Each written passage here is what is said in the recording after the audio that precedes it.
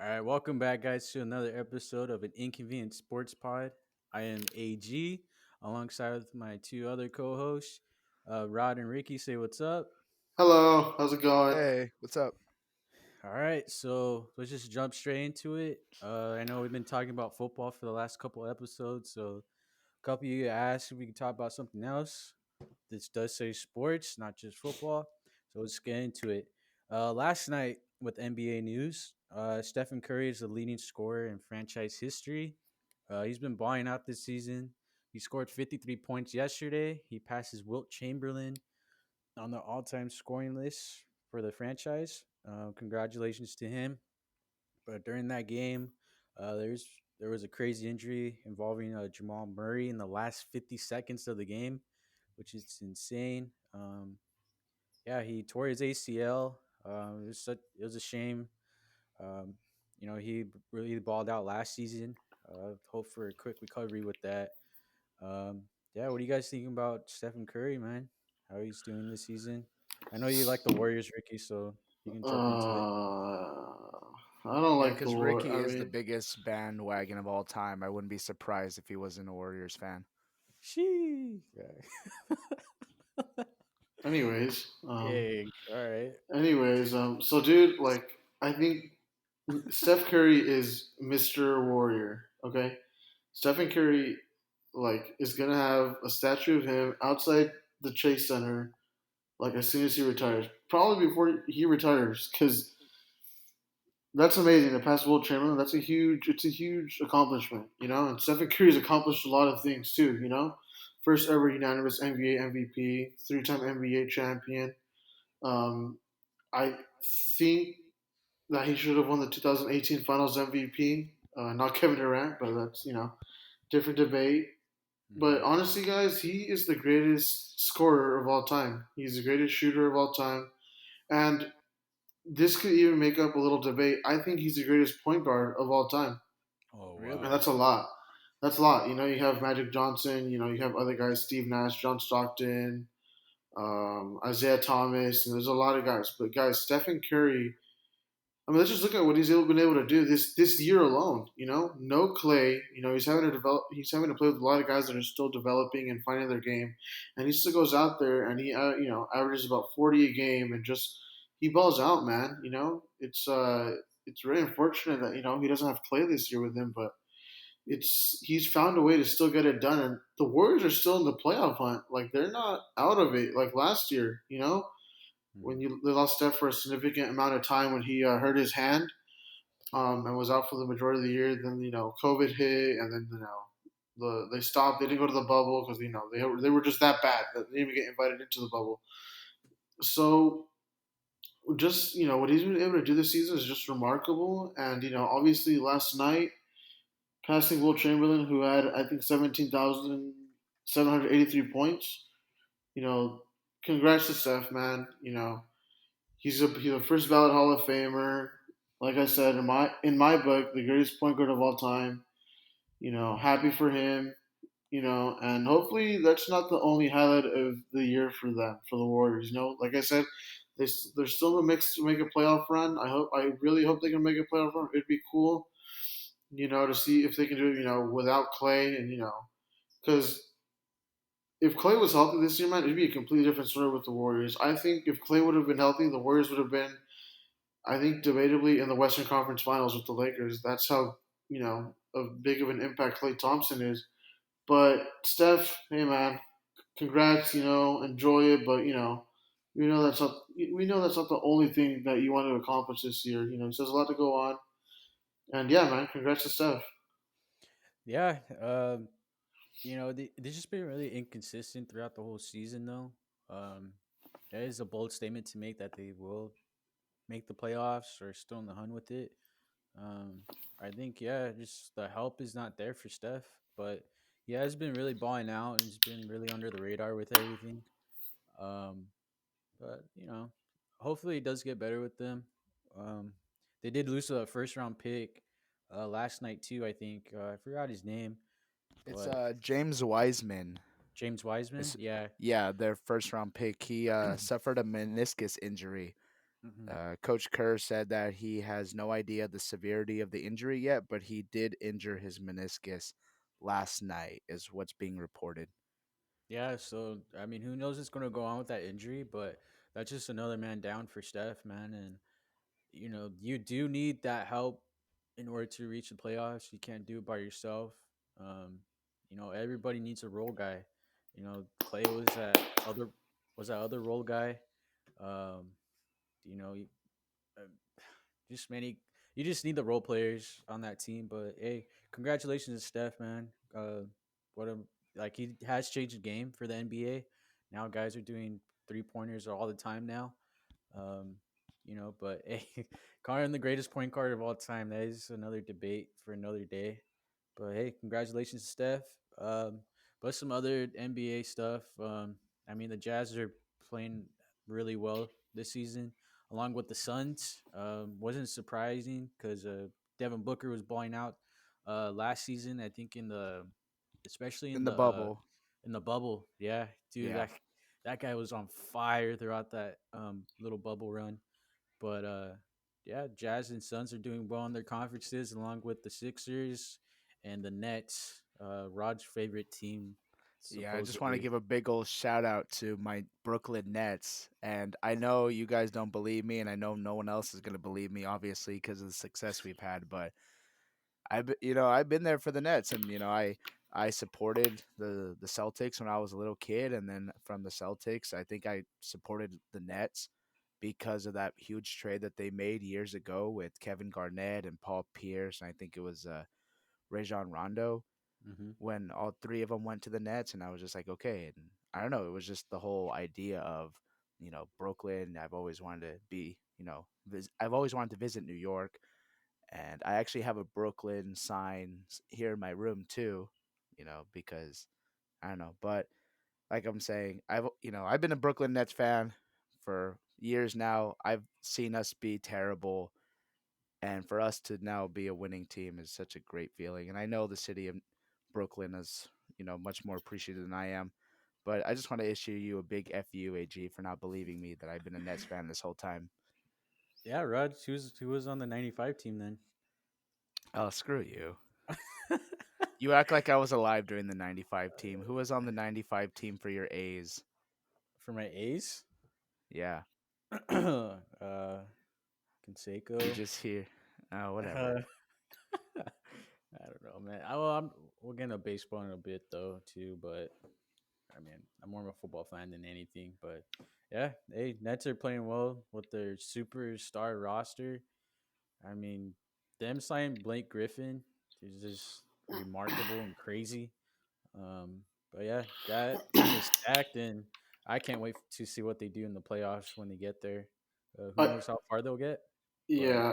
I want to say one more thing about you're saying about the Jamal Murray injury. I think that injury is going to have a significant impact on how the last stretch of the season's played as far as standing wise in the Western Conference, guys. Because I mean, the Western Conference is already crazy already as it is, and mhm.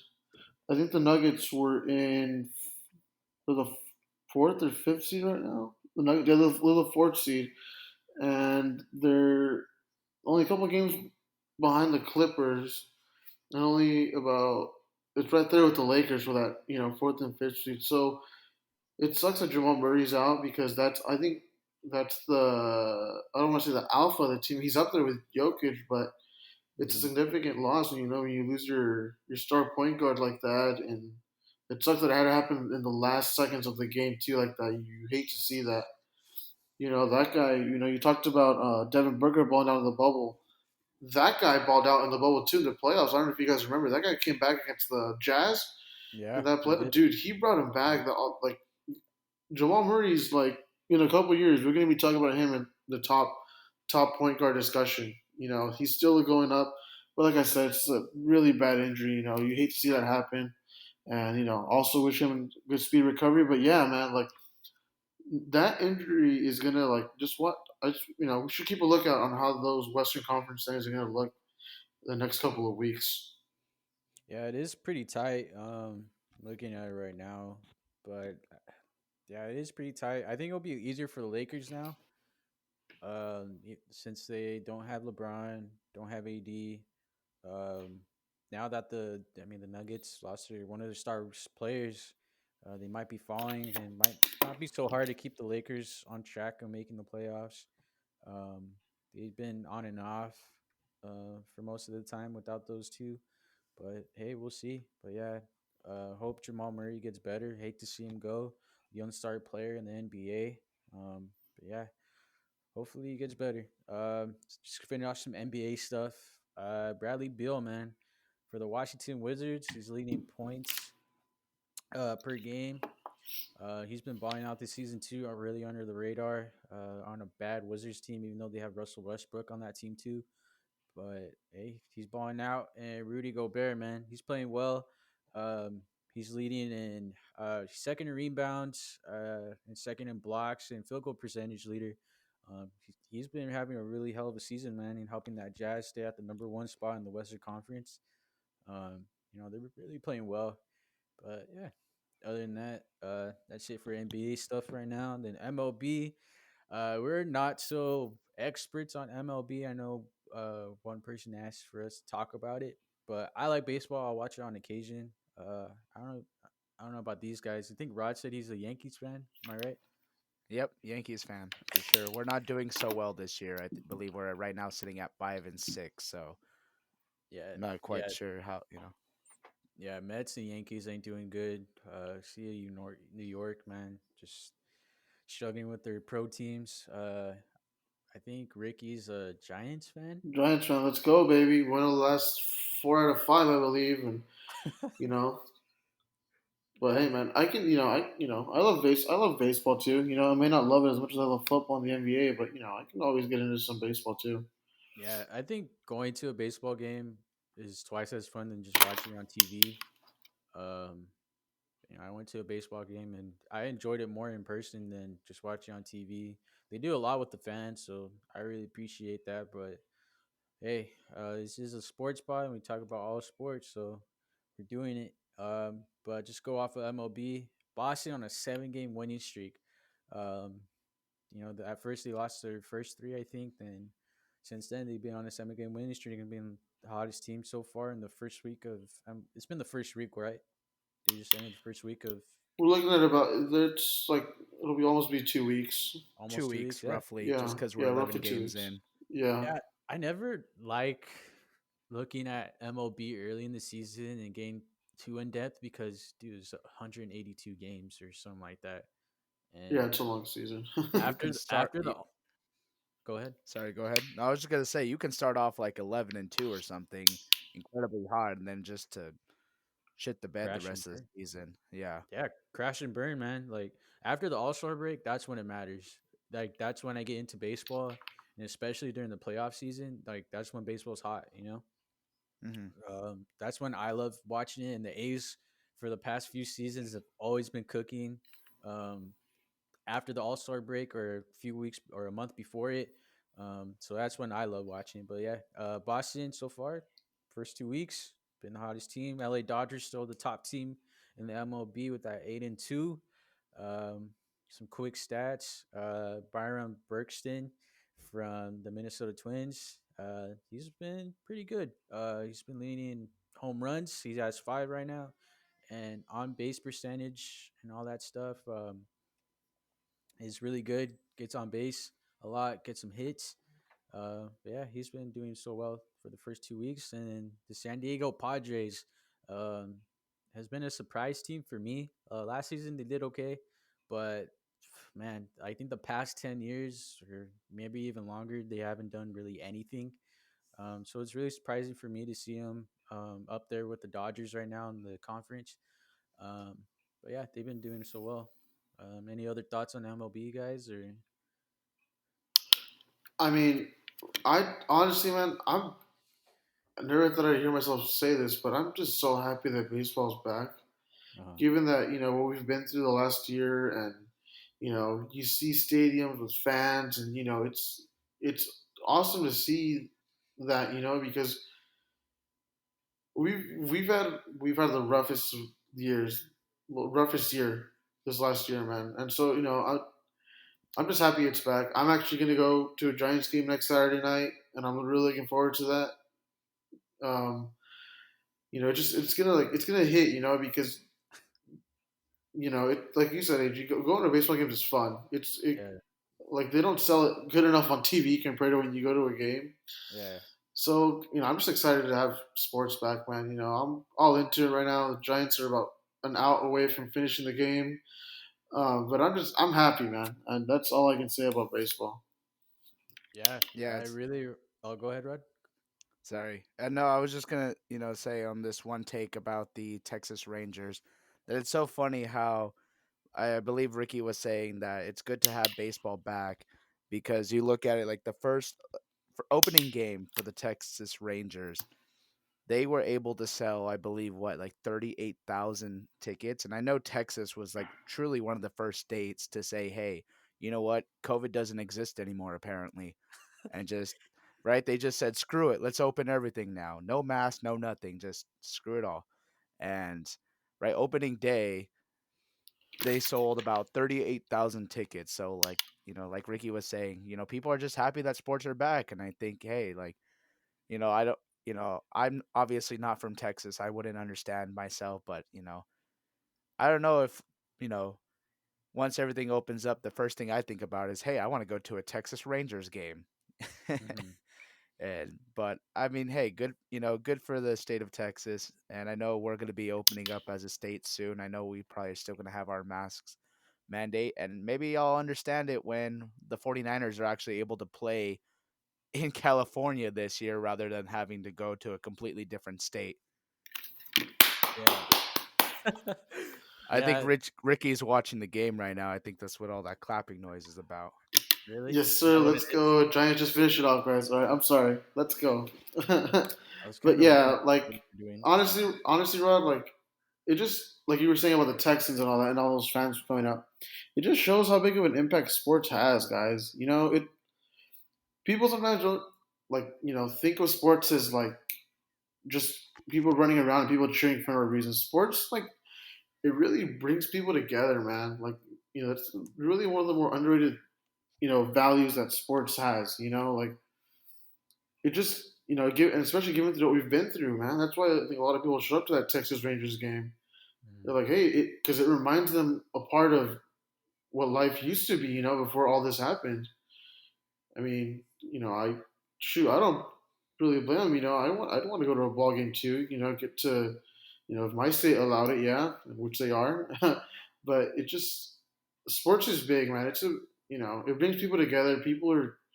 It's somewhere you can just be happy, and you high five a stranger next to you for no reason. You don't even know who they are, but you just high five them and you screaming like crazy, like it's fun. The last big sporting I went to was with AG to that Rams Niners Saturday night game. Remember that game, AG? How like it was just Oh yeah, I you remember. don't know.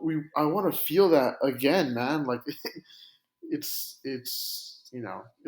something that we definitely miss a lot. I'm excited to get a little bit of it back, and hopefully a lot more of it back in the future, man.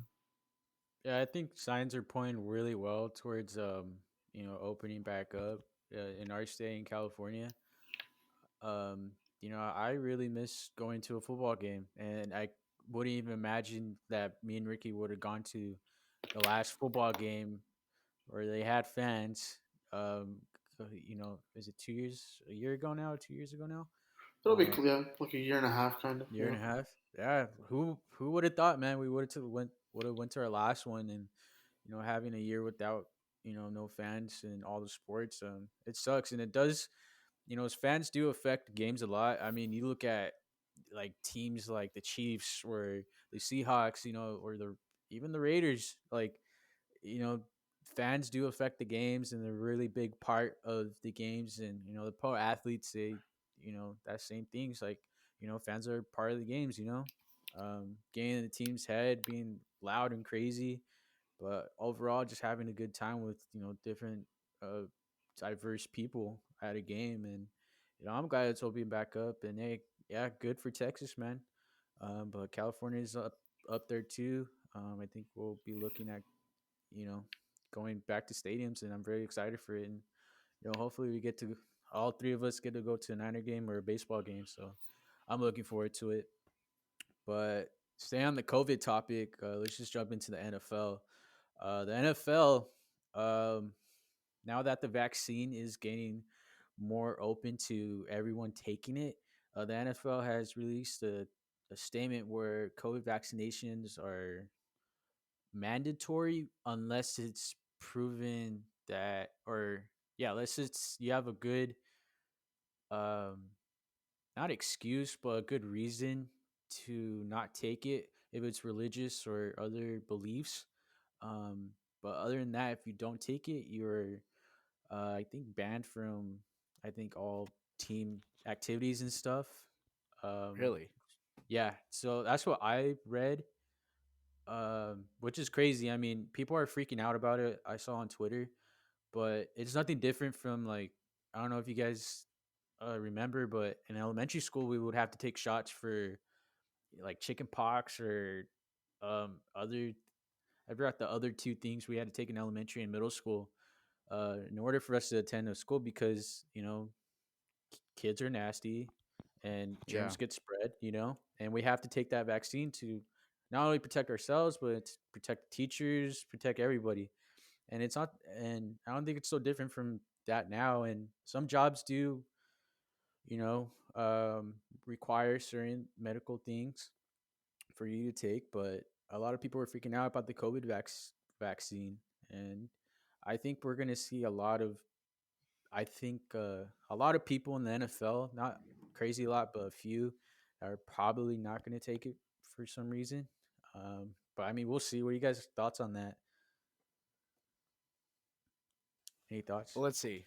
Yeah. So just going back a little bit to like what you were saying about requiring proof that you got both. You said that fans are required to show proof that they got the both vaccines, correct? I haven't said that, no, but yeah, I think fans do have to show that they're vaccinated fully and have the card.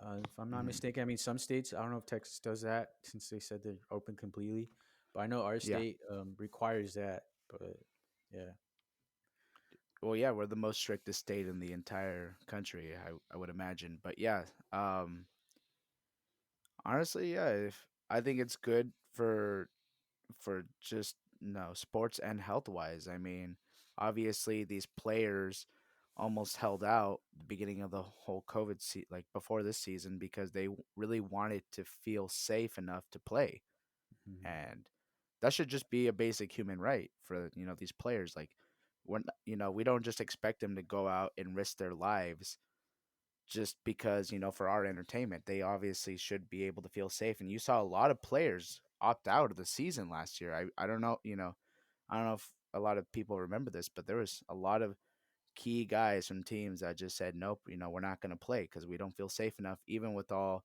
the regulations that was going on, because guys were still getting sick at one point. hmm What, the 10, I think it was the Tennessee Titans, almost their whole roster had COVID at one point. Like, right? It was like they had like 20 guys all testing positive for COVID, and somehow they still played that same weekend. So obviously, there comes a point where revenue could get in the way.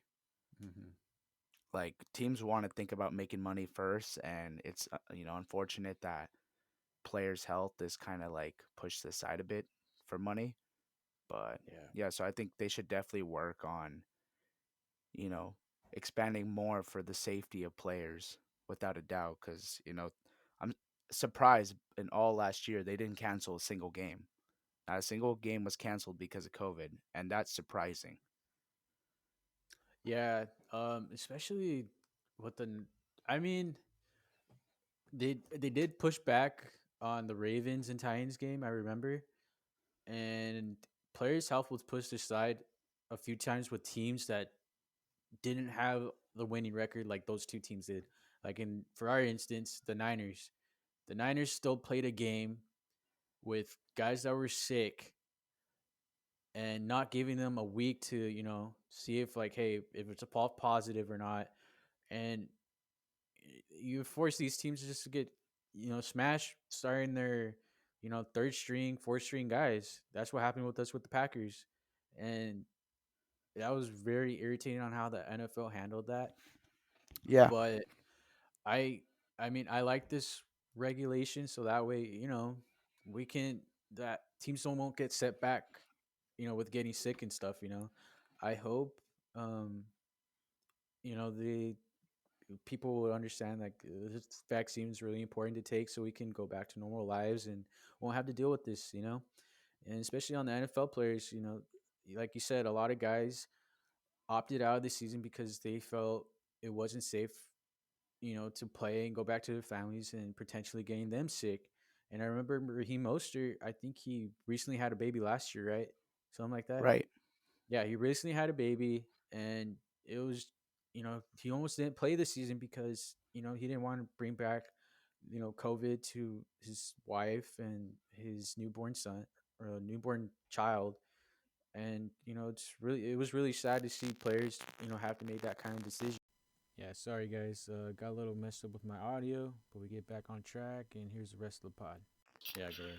So basically, guys, what we have ourselves, what everybody else, NFL players are going to be no different on this. Basically, what they're saying is, if you want to go back to something a little somewhat normal, you're going to have to get this vaccine. Basically, what they're saying. And if you don't, well, you're not going to have certain privileges. That's it. It's the way it is. You know, um, Last year they were all having their meetings all virtually and through the computer and whatnot. They weren't allowed into the facility to, gather for film sessions or stuff that they usually would do. They had it all do it online. So, if like some players, yeah, there may be some players that don't want to take it. You know, it's not saying it's not mandatory, but it is going to be mandatory if you want to go back to a somewhat normal routine. And you know, it's I think for the fans, they're going to require vaccines, to get in. For most stadiums, are going to require fans to show a vaccine card to get into the games. It's going to be like that. It's going to be like that for a lot of things, maybe. And so it's if you don't want to get the vaccine, it's that's fine. But just think that it's a little bigger than you. It's for a bigger. It could be for a bigger impact. Don't think of it Hmm. as I'm not just getting that vaccine or just for me. Take others into consideration too. So that you can go back to having a normal routine or having a little normal life. So yeah, I mean, we'll see. What players decide to do on it. What what's required, what they want to do with it. But as far as that, I mean, we got all three of us have our vaccine. We're fine. We're excited. That we because you get the vaccine, you get some kind of privileges back. It's basically what it is. You get some kind of privileges back. So it'll be. I think it'll be interesting what those players end up doing. Yeah, players, coaches, literally anybody in the in the NFL family, it's going to be interesting to see on what kind of decisions they'll make. Um, but me and Ricky talking about teams, well, doing the virtual stuff.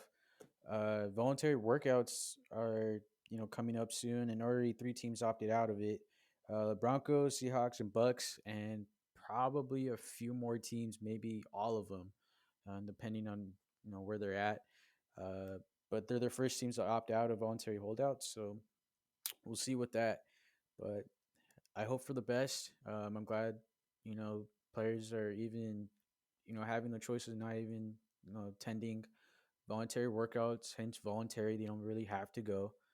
They can just do it virtually, and they still can protect their Hmm. families. And I'm really happy they're not forced to do this. So yeah, good thing. Good job on the NFLPA for getting that player's rights in hand. So yeah. So outside of the COVID thing, let's just jump into NFL news. Uh, Edelman retires. Julian Edelman retired. Was it today or yesterday? It was yesterday. Yeah, yeah. Julian yesterday. retired after I think it was 12 seasons. I remember he was on the Niners for like 2 seconds, then he went to the Patriots and had an awesome career. Wes Welker 2.0 over there. Um, yeah, I mean he had a pretty good career, especially in the playoffs and the Super Bowl runs with them. He made some great plays.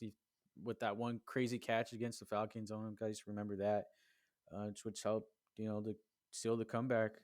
Um, but yeah, Julian Edelman retired, but I saw a funny TikTok video of a guy saying, "Is Julian Edelman Hall of Fame worthy?" He said yes, but not as a bust, but as like have you guys ever seen like those little like memorabilia things, like say like a George Kittle jersey of him breaking the tight end thing? They're like he's Yeah. like, yeah, Julian Edelman deserves to be on Hall of Fame, but with just his gloves. That's it. With that catch against the Oh my Falcons, and god. I see people saying that he's bust worthy, but I don't think he is, and I kind of agree on the guy saying that. Hey, put Julian Edelman in as in the Hall of Fame, but put his gloves or whatever in, because I mean, come on, man, he ain't no Calvin Johnson or you know what I'm saying. What do you guys think about that? No, I mean, yeah, of course it's not Calvin Johnson. He has three Super Bowl rings. Calvin Johnson has zero. So, so yeah, it's true. But I think Julian Edelman is probably the most clutch, probably one of the most clutch slot receivers this game has ever seen. Uh, I mean, it's, 6,822 receiving yards. I'm looking here, 36 touchdowns. I mean, guys, Tom Brady, debatable. Yeah, Tom Brady would not have won the last two Super Bowl rings with the Patriots if Julian Edelman didn't play a significant role in each of those three Super Bowls.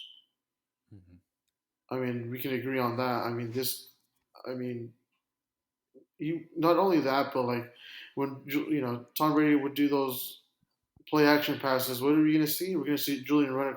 We're going to see Edelman across the middle, and boom, what did he do? Edelman run across the middle. I mean, skilled route runner. Skilled route runner, great hands. I mean, I think he's definitely a Hall of Famer. Don't get me wrong. Yeah, I mean, yeah, he ain't no Megatron. He didn't have the size.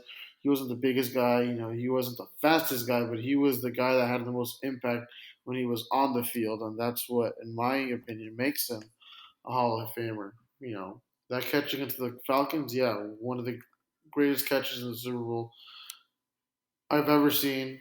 You know, and there's a lot of them up there, but in the Super Bowl against the Seahawks, he had a couple of clutch touchdowns. In the previous one, I think he won. He actually won the Super Bowl MVP in the last Super Bowl with the Patriots. mhm, So we're not. This isn't just some other receiver. This is one of the best slots the game has ever seen, and it's just it's sad that he has to retire.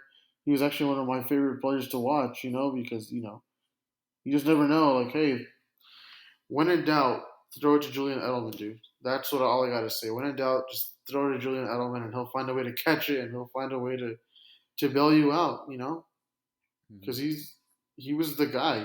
He was the Patriots guy. So congrats on him though. Hell of a career. You got nothing else to prove. I wish him nothing but the best of luck in what he decides to do next in life. And the game of football is definitely gonna miss him. mhm. What do you think, Grad? Hall of Fame? Yeah. For me, I think if we're basing it off of playoff Julian Edelman, then he's should be a guaranteed Hall of Famer. Like you guys have mentioned already, three-time Super Bowl winner. He's been a Super Bowl MVP. He's made several big plays in the playoffs. But if you take the playoffs, completely out of the picture, you take away the rings, you take away all the clutch catches. For a guy who was a seventh round pick out of Kent State, he wasn't even a receiver in college. I remember he was a college quarterback. still 6,000, almost 7,000 receiving yards, 36 touchdowns. Regardless if he's a Hall of Fame or not, he's accomplished far more than a lot of seventh round picks can even hope to accomplish. So he's got the rings, like you guys have said. So regardless if the Hall of Fame comes, calls him one day or not, he's still going to be a dynamic. He'll still be remembered as a dynamic player. I don't honestly think he's done though. I think yeah, sure players file for retirement. And you've seen it before, like with the Brett Favres of the world. Players file for retirement, but then they have a change of heart, and I still think that if Tom Brady, and I know you guys are gonna be mad about this, but if Tom Brady starts calling and hitting up Julian Edelman to come and join the Bucks, I I think it's gonna be hard for him not to want to go back. What's your guys' See, thoughts I've on that? seen that people talking about it on Twitter, and I wouldn't even doubt that. Yeah, Yeah, because it's it. obvious, I right? wouldn't even doubt Because that either. Uh, that would make total sense. Like Tom Brady would call him up, be like, "Hey man, we'll just make another run at this before I'm out the door," and that would be intriguing and pretty wild for that to happen. I mean, Gronk did it, but mm. I don't know because wouldn't the Patriots have to trade him? Isn't that what has to happen? They released him actually. Wasn't he um, released? They they released Yeah, him. released him. Yeah, it was like a partial release, but they yeah. filed it under retirement. But I think they voided the rest of his contract is what the technical What? terms was of it. They voided the rest of his contract, which just placed Yeah, it as a so retirement. that's what they did for. Are we talking about Gronk or Julian? Yeah, We're I talking did see about that. Julian They Edelman. put it as a failed physical, so he is off the team. Um, Hmm. but man, that would be wild. Who knows? Like, if Yeah.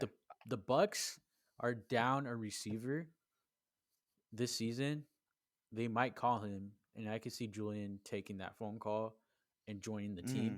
coming out of retirement. I could totally see that happening. Is An- is Antonio Brown back Not with the yet. Tampa Bay Buccaneers? Not No. yet. Do we know that They yet? can't work a deal Not out. yet. Okay. Yeah, they Because he added. I was gonna say, Yeah, go ahead. because sorry, what? No, I was just gonna say, because going from, and if they can't work anything out with Antonio Brown, you go from Antonio Brown to possibly Julian Edelman if he does decide he wants to go and try to help Brady and the Bucks. That's not that much of a downgrade. And I know Julian Edelman had a down year last year with Cam throwing him the ball. Because Cam Newton's still a good quarterback, but he's not the same quarterback that went 15-1 and nearly won the Super Bowl years ago. But I don't know. It's just obviously he's always been a passionate player because I remember Julian Edelman from that time that they beat the Atlanta Falcons in the Super Bowl, where I don't know if you guys saw he was wired for that game. Like right when they scored the game-winning touchdown, he still didn't think that they won. He's telling people to get the F off the field. He's like, "Hey, no, no, they're reviewing. Get off, get off." And he's like screaming at Jimmy Garoppolo to get off the field. And Jimmy Garoppolo's like, "Dude, like, shut up. I don't care." Yeah, I think. I don't know if you Yeah, I guys ever think I seen do that video remember or seeing not. that. But And then he realizes, like, at the very last second, he's like, "Wait, we did win," and he just mhm. starts jumping in midair. But I'm sorry, I lost my train of thought on that one. Um, I'm laughing when you guys mentioned Gronk because it's funny little take that Gronk said that there. If I remember reading it correctly, that Gronk said that for Julian Edelman there was a 69% chance that he would be in the Hall of Fame, and I just that what more of a Gronk thing can you hear about that, right? Like, yeah, Julian Edelman has a 69% chance of being in the Hall of Fame. Yeah, Like, what a guy, man. yeah. I mean, he is a competitor though, Julian Edelman. He is a competitor. I won't take that away. I mean, you guys Oh said yeah. really good things about him. But hey, congratulations on his career, and hey, we might see him next season. Who knows? Brady has some way with words, so we'll Might. see. Um, Another thing, the Washington football team signed a Chilean. Is that how you pronounce someone from Chile? A Chilean? Yeah. Uh, Chilean, I think Chilean. Chilean, Chilean.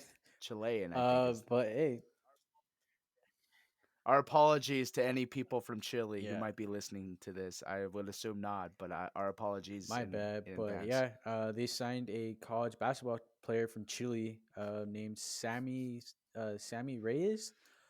He is listed as a tight Mm, end, and he got recruited as a international player, something like Lawrence Okoye did a while back with the Niners. But yeah, they signed him, yeah. and yeah, who knows if he might be the next Antonio Gates. I mean, Antonio Gates played college basketball, and he was really great at it, and he transitioned to the NFL really well. But Hmm. yeah, I wanted to throw that out there. I thought it was really cool. Someone that people like cheering for. Um, it might be a name to look at for this offseason and see how he does in the preseason if we have one. But yeah, we'll see. You guys think? I'm terrible. Yeah, I was just gonna ask. Like, do Sorry. you Go guys on. think? What do you guys think about international players? Are they gonna pan out? He's gonna struggle. What do you guys think? I, I'm terrible because before you said tight end, I was actually gonna ask like, is he a kicker? Hmm. Right? Just because international player. I just figured it might have been a kicker Yeah, or like something. But Australians, for a tight end, like the that's really Australians. interesting. Yeah. Yeah. But Australians also brought Jared Hayne, and I know he's probably not the best player to be talking about Yeah, anymore let's not talk about that. due to his legal Yeah, let's issues not that talk he's about that. currently having. But yeah, well, anyway, so I don't know. I mean, good for the NFL to branch out and try to give all these international players who might not have been able to have or I'm sorry, give these international players a chance to experience what the NFL is like and to go to a different country and play a sport that they probably grew up watching and admiring and just like, oh, I want to be an NFL player one day, and the adversity they've had to go through because right, they're not from the United States, and I know other countries do play football obviously, but you make it in the NFL, that's a Hmm. huge thing regardless of where you're from. So I can, I'd be more than happy if he was able to make the roster for the football team.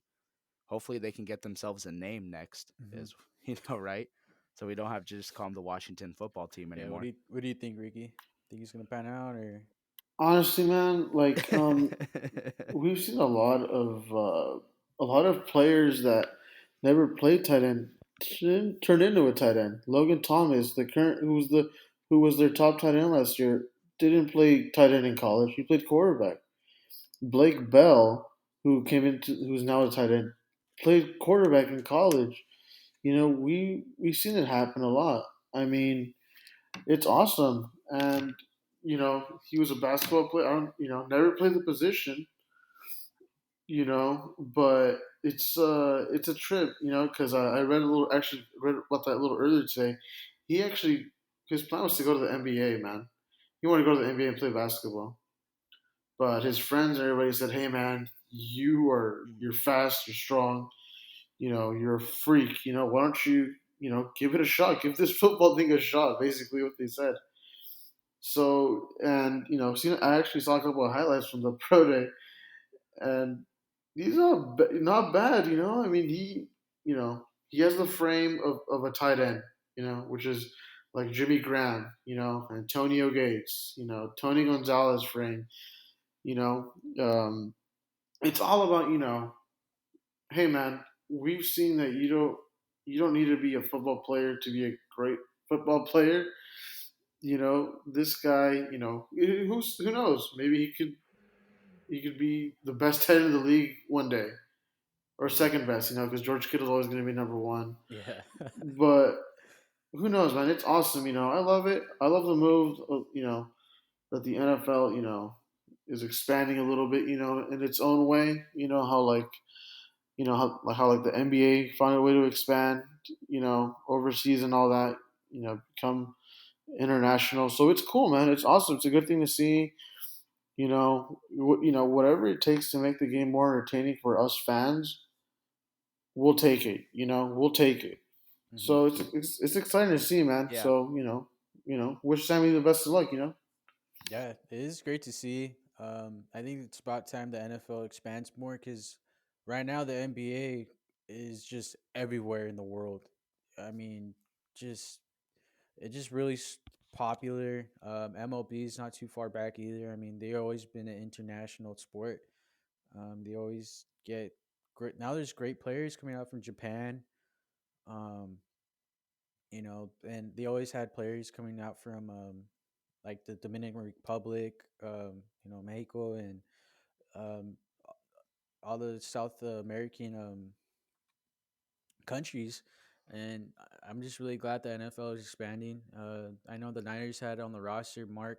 I'm probably gonna butcher his name. Do you guys remember? No, Marcus Zocha. Nizocha. Yeah, he's from Germany, and there's a lot of fans there are now Niner fans because he plays, for the Niners, and he's been on the roster for us for a really long time.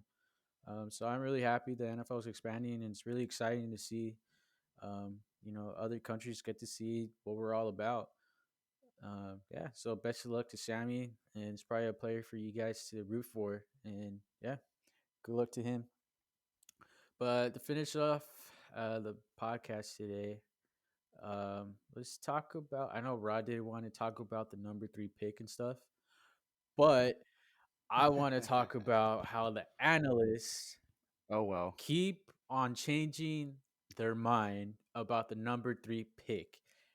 And it's got so crazy to the point where they're saying that um, Michael Pitts, is that his name? The tight end from Florida? Am I wrong? Kyle Pitts. Or Kyle Pitts. Kyle Pitts, yeah.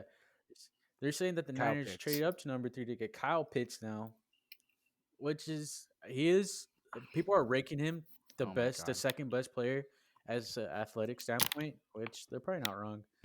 But I mean, clearly the Niners are getting a quarterback, but they keep going back and forth on the Mac Jones thing, uh, Trey Lance, and Justin Fields.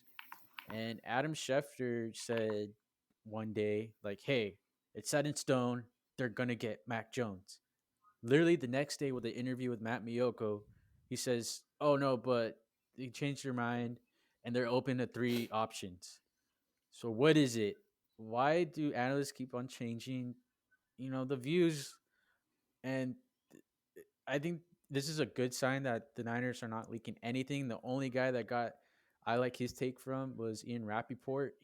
There was a great interview with Rich Eisen. I really, I think you guys should look at that. But he said, "Hey, like we don't know. Like, does it really matter who they're gonna pick? Because right now they know who they want. So why does it matter? I don't know. What do you guys think about the analysts?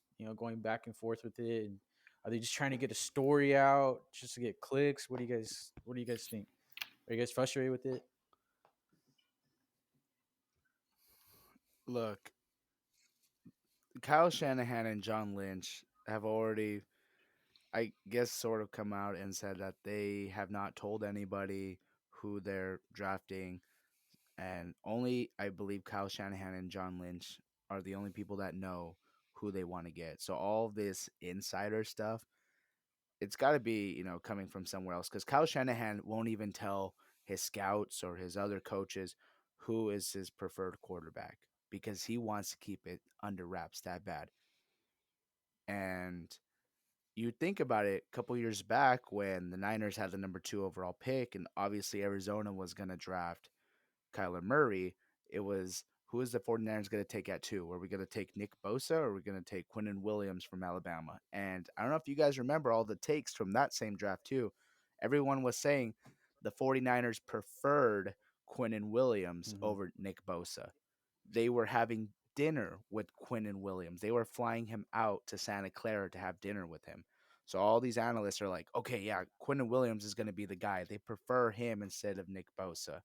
And then what happens on draft night? We go ahead and we make Nick Bosa the number 2 overall pick in that draft.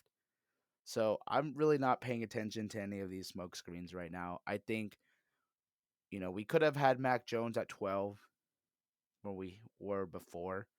I don't think he would have been a top 10 pick regardless of the stats he put up in college. We had to have traded up for somebody else. We didn't make, I wouldn't have traded 2 first round picks for Mac Jones. That's something I wouldn't have done. And like I was said before, I'm a big believer in Trey Lance. I think that if he has that year to sit and groom, Trey Lance long term is going to be my favorite pick for that number 3 overall selection. What about you, Ricky? Go ahead, Ricky. So honestly, man, it's. I mean, yeah, I think it is. Analysts do say a lot of that stuff to make it intriguing, to get us fans to be like, okay, they said that guy, but this guy said that guy. But yeah, so it's to create suspense, leading up to the draft, which basically that's what it is. Um, yeah, Rod mentioned that thing with the Quinn Williams and Nick Bosa thing. We all thought I thought we were gonna get Quinn Williams. I really did. And yeah, draft day we ended up drafting Nick Bosa. So yeah, you never know what you're gonna. We don't know. The only people that know are Shanahan and Lynch. That's it. Whoever it is, man. Like honestly, even if it is Mac Jones, guess what? I think that a lot of people, you guys included, maybe wanted to chew out John Lynch and Kyle Shanahan. And honestly, man, I was reading something earlier today. I watched a video or something where on Get Up on ESPN that a lot of people were talking about it, and they said, "Hey, man, we don't care." Like honestly, John Lynch and Kyle Shanahan don't care about what we think of their number 3 pick. It you know it's them. If they're gonna draft wherever they think fits their system better, and that's what it's all gonna come down to, man. I think it's Mac Jones. That's we know that's me. Mhm. Rod, you want Lance. AG, you want Justin Fields. I want Mac Jones. Yeah, we all have our guy. Yeah. Realistically, I think it is gonna be Mac Jones, and yeah, Rod's gonna say that Trey Lance is gonna be the guy. Yes, the Tim Tebow 2.0 could possibly be the guy, or Justin Fields, you know, Oh, shut up, like, Ricky. or Justin Fields, who knows? I call Justin Fields the project. We don't know what Yeah. we're gonna get with him. Like, it's just, you know, we'll have a, we'll have a debate on all our guys later. But in reality, yeah. To go back to the question, the analysts do this, I think, just to get everybody just up and thinking. Like, damn, okay, they said that guy's locked in, but other guy said no. So I don't know, man. We'll see. And again, we can start worrying about all the rumors in this in 2 weeks when the draft starts. Yeah, it's really I'm just really frustrated with the analysts right now cuz it's just pissing them off that they don't know who is going number 3. And literally we are each one of us has the 3 quarterbacks that one person is saying, the other person saying this person, the other person saying this player, but it's just such a trip to see him so pissed off and not knowing who the Niners are taking. It's just really laughable. You know, it's it's laughable.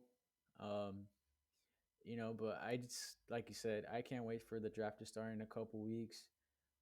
I you know this whole storm will blow away soon, but